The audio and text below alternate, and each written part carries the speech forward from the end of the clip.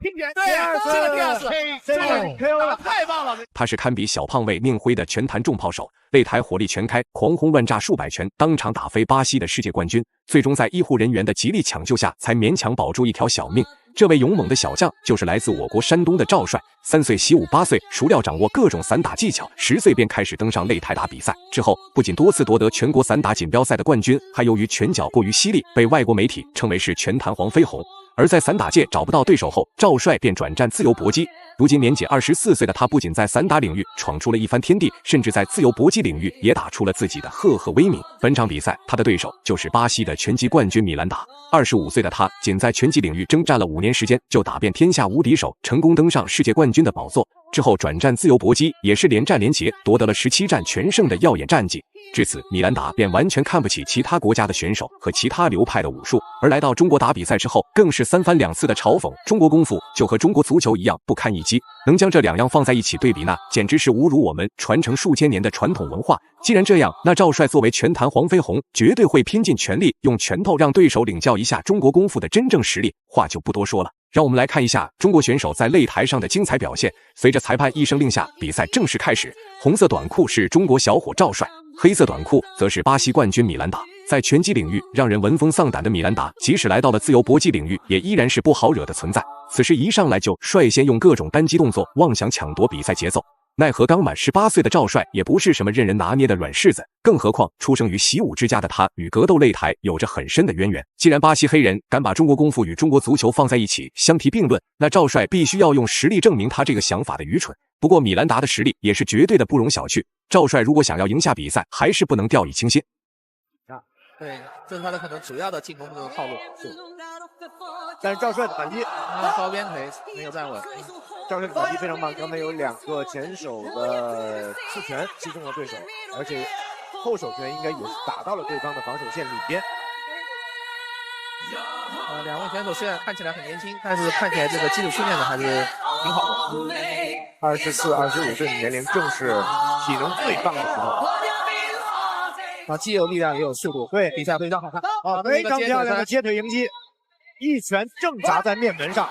虽然米兰达打了5年的拳击比赛，但此时在擂台上却明显是赵帅的拳头威力更大，连续又精准的组合拳让这位巴西冠军一时间根本难以招架。可能米兰达怎么都想不到自己看不上的中国功夫居然会有如此大的杀伤力，一波接着一波的猛攻让他只能选择主动搂抱来进行缓解。而要知道，这才只是第1回合，比赛刚开始就已经被打成了这副熊样，那他接下来的下场简直难以想象。相信结束比赛，米兰达绝对会为自己赛前的想法感到愚蠢。因为他身材矮了4个公分之后，他的整个身体维度比对手横角的要粗一些。对，所以赵帅是不是可以适当的用个正蹬腿啊，或者侧踹腿啊，控制一下距离，打中远距离。其实到目前来看，比赛进行了这是一个态势的摆分。对，在过去2分钟里面，赵帅的拳法上并没有吃亏。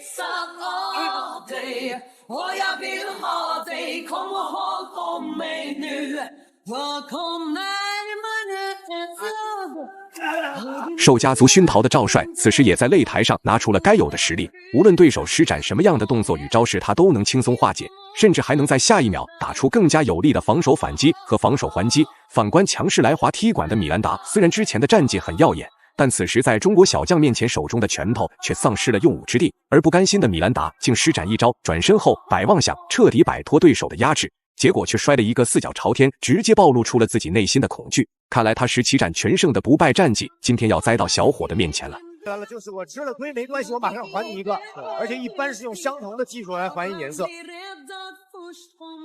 这双方有一个气势。对，第1回合结束。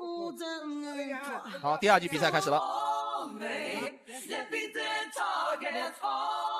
看看谁能发挥出自己更好的技战术水平。赵帅在第2回合开场之后呢，似乎他的技战术是打近身、打拳法。还有一个2个拳都其实都很好。对。好，这个是踢到支撑腿，实际很好。别看米兰达这家伙还能发起进攻，但不过是垂死挣扎罢了。散打出身的赵帅对中远距离控制得非常好，只要对手有一点进攻的苗头，那他绝对会后撤退回安全距离。打不过又防不住的米兰达非常可怜，而一直处于主动进攻的赵帅则表现得非常激进，完全不肯放过任何一个能用拳头招呼对手的机会，甚至无时无刻都在猛压对手的内围做动作。比赛进行到这里，最终的胜者基本上已经没有任何悬念了。巴西冠军根本就不是中国小将的对手。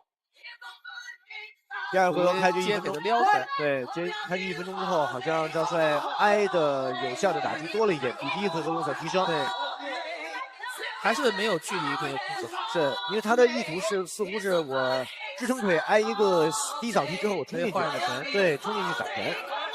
哦，转身摆踢扫到了，没有杀伤，扫到了。这个距离要打拳了，好，这个拳打得好，对。战术素养特别好，对。